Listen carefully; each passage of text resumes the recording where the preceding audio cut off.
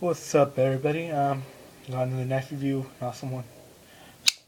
We got the Spyderco Sage 1, and awesome knife. It's in recognition of Michael Walker's liner lock with the ball bearing detent locking mechanism, which is awesome. And aside from it being part of Spyderco's Sage series, I recognize as knife makers for the locking mechanisms. Like they got the Chris Reed integral lock for the frame lock, full titanium Sage 2 knife, and they got the ball bearing, or I forget what it was. Was it ball bearing, or was it? It was that one where you had the ball, or the. I can't remember the name. I'm sorry. And they also had the back lock or lock back Sage 4. And all really cool knives, and Sage 1 Versus series for Michael Walker, and they have the carbon handle scales on it along with the Michael Walker liner lock.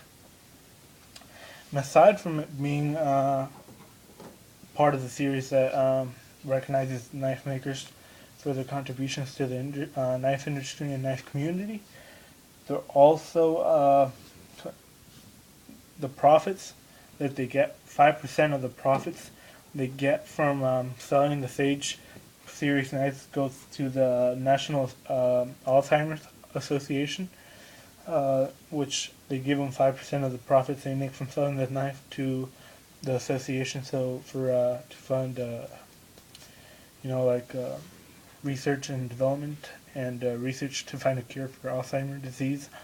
So I thought that was really cool of Spyderco to do something like that. But yeah, so that's pretty much what I got to say for the intro. Now I'm gonna go ahead and give you some specs real quick. Overall, you got a 7 1/8 inch long overall. Closed, it's 4.188 inches. The hole diameter is 1/2 inch or 13 millimeters. The blade itself is 3 inches overall. The actual cutting edge is 2.625. So, because of the partial finger choil here, you got a 50-50 finger choil right there to choke up on the blade. You got a full flat grind blade with the V grind on the edge. It's 1/8 inch thick, or 1.25, I mean 0.125, or 3 millimeters thick. So nice strong blade stock. You got that leaf shape, or I think Spyderco might have said it was a spear shape, but it's, the leaf shape design on the knife, which looks really good. The blade steel is CPM S30V. Can you see that? So you get the shadow covering it up. And it's a USA made, USA ground CPM S30V, which is the powdered version of the S30V, which gives you a much finer and tighter grain on the blade for a much finer edge. And I'll talk about that in a second too. Pros and cons of that, but mostly pros. Overall weight is 3.2 ounces, so it's pretty light, but it does have a nice weight to it. Really comfortable, nice and balanced. Weight. Handle material is this really nice carbon fiber. It's not like the Cali 3 carbon fiber where it's like smooth or polished or whatever. It's like very smooth on the Cali 3. Instead, on the Sage 1, it's kind of, you get a wave texturing, like a quilting, like a kind of a quilt type feel. So it's grippy, but smooth at the same time. So it's a very interesting feel. Very nice grip with that texturing on there. It looks really nice too in the light. It changes kind of like, It shines in the light really nicely. And overall, it's made in Taiwan. Now, I don't think they could have made it any better if they made it in the USA. I think it's an awesome knife, and it has really good fit and finish all around. Super nice knife. I think it would have been just as good if it were made in the USA. So, just because it does happen to be made in Taiwan, doesn't make it a bad knife. Just because it's made in China doesn't make it a bad knife. For example, we got the Ambitious right here, which I've reviewed before, and you got a HCR 13 MOV on this knife, and it's just a great overall knife. It's super smooth, no blade play, and I've had it for a long time now. Super smooth, nothing bad with this knife. But yeah, we got a clip. Here we got the really nice, really classy darkened wire clip, which is hardened metal, so it's not going to bend. Really good shape for really good detention, really strong, and I like the look of it really a lot. Once you have it in your pocket, it's really, really discreet, and it looks really classy in your pocket. It's a really luxury, like classy, gentleman's knife. Being only 3 inches, it's not gonna, scare a lot of people. But it does depend where you live. Like I live in California. In some parts, a lot of people aren't used to other people carrying knives, so some knives are alarming. And I got a few knives to compare here. I got the Ambitious, and I got the Kershaw 1-ton, along with the Cold Steel AK-47 Mini. And as I was talking about this knife being like a scary knife versus not being a scary knife, you can really tell the difference between the knives. This is a scary knife in my opinion. It looks really tactical. It's a scarier looking knife. It looks like it's meant to stab and used that way. On the other hand, you get the Spyderco Sage 1, which has that really nice carbon fiber, really classy, not a tactical look, which it is not a tactical knife, but in the event, it can definitely fill the role as a tactical knife, but it's not intended to be a tactical knife. So, yeah. Now, let's compare it to the Ambitious. You got a lot more blade, which was which is what I wanted on the Ambitious. You got a lot more grip actually. You can see how this thing slides up faster because you have more grip on this knife, and it just feels it feels really nice. It's also like it's almost like it massages your hand if you rub your thumb on it. Which this one's kind of smooth now. It's not so nice anymore. But you got that convex edge on there, which looks awesome. And it performs really well. What I want to do with this knife, as you can tell right now, it has a polished edge, really nice. But it takes forever to sharpen this knife for me. It takes 4 times, 5 times what it takes to sharpen another softer steel, and it's not very sharp at this point. It's just hard to sharpen that steel, and I think it's just with the geometry of the knife right now. You can see how it has a very narrow edge, which I think would be nice if I had a much. You can definitely hear it. It's sharp, and it definitely passes the nail test and all that, but it doesn't slice paper very well. You can see there, in comparison to the Ambitious. Whoops, that's just my fault.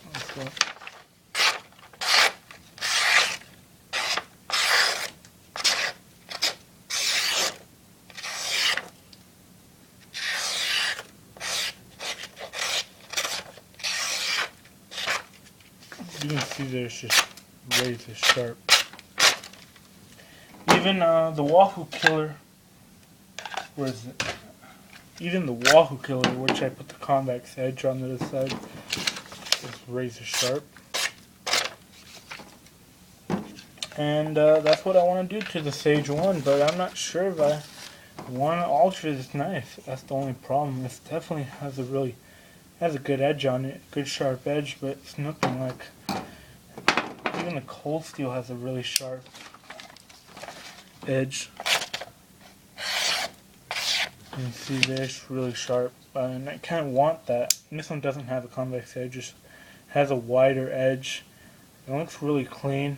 It looks factory, and that's what I want to do with this knife. I don't want to convex the edge. I just want to put a wider edge on there, and I think that'll benefit it greatly. Oh, I can't talk today. Comparing it next to the Kershaw 1-ton,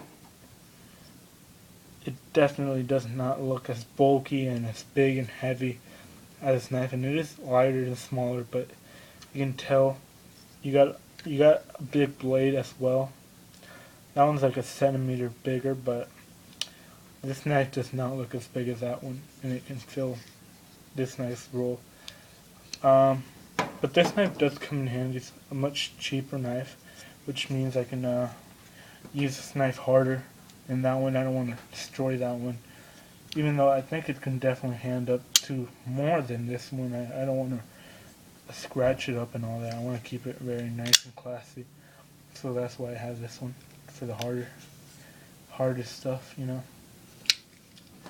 And let's try cutting some wood. You're going to see how far it bites in.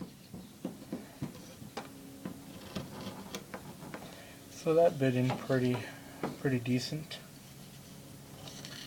See there, now let's compare it with the Ambitious.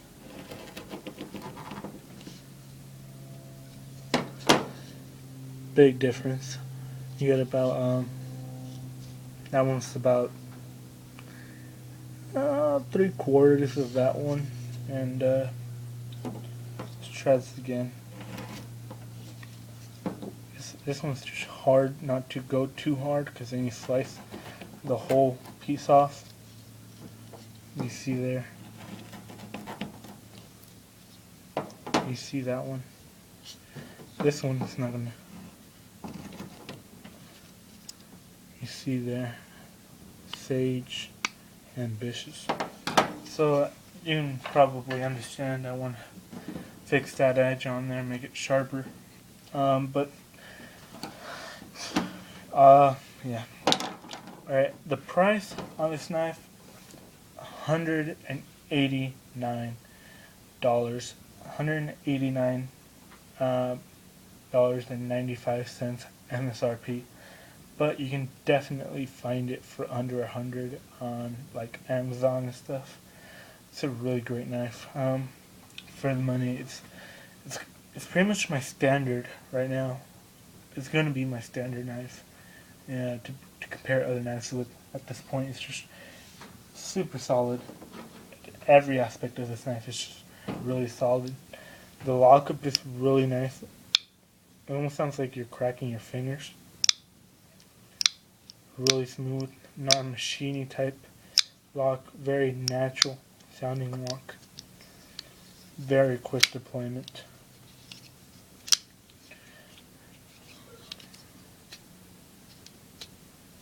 I can't really open it with my thumb right now because it's kind of roughed up, so it kind of hurts. But definitely opens quick. Super smooth. Super smooth rotation on there. Super nice lockup. No blade play at all. Up, down, side to side. And I've been playing with this countless hours. You know, just sitting there on the computer, playing with the knife. And yeah. That lock is perfect. The lockup is just super. And it's not sticky, it's super smooth to close to. And the centering is perfect. Perfect. Centering, you got an open pillar construction with these nice hourglass, these um, big, thick hourglass shaped pillars. You got two, and then you got the stop pin back there. And you got this really nice embedded. The hardware is really nicely embedded, and you can just run your hand over it, and you won't feel the screws. Torque size, I think 7. I forget, but I think they're all the same size, so I like that. So you can use the pivot and not have to worry about this one. What else? It's got jimping on the choil here, which is just really ergonomic, really comfortable handle, even for a larger hand. Even with the grip down here, you got all 4 fingers grip. Really comfortable, really nice jimping. It's just really nice jimping on here. Fine but strong jimping. Your finger's not going to slide up. It's not going to cut up your finger, maul it up, make it all roughed up. It's going to really nice jimping. It's going to hold you in. And when you choke up on the knife, really comfortable, really nice control on there. That hole's extra big, so easy to deploy. And I think that's about it. There's not much to say about this knife. Of course, more. Mentioned pretty much everything.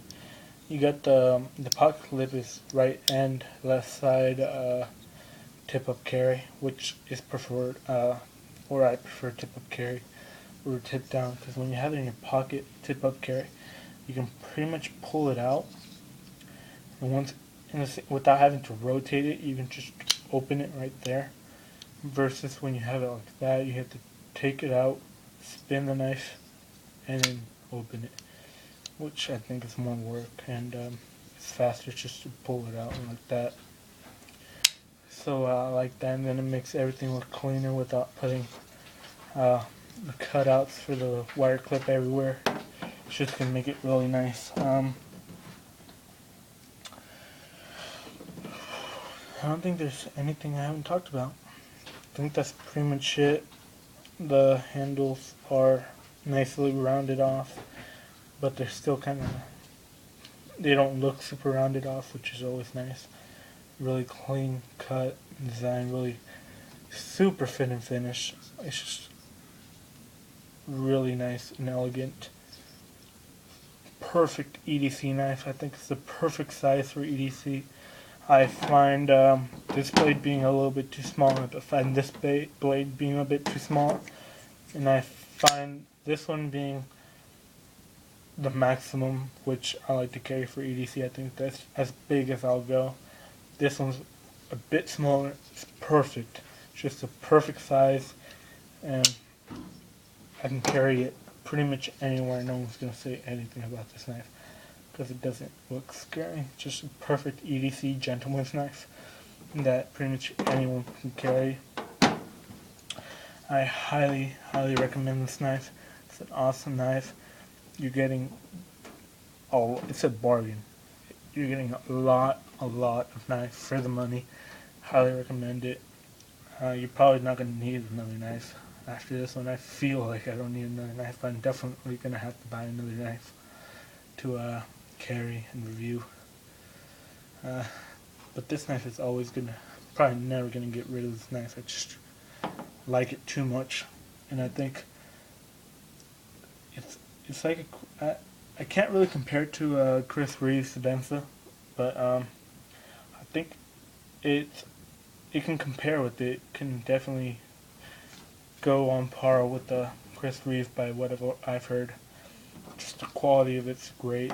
It is not a custom knife, it's a production knife, but it's definitely super high custom type quality. That's it, guys. Go out and get yourself one. Comment below, let me know what you think. Like the video, and go ahead and subscribe. you want to see more videos like this. Thanks for watching, everybody, and see you later.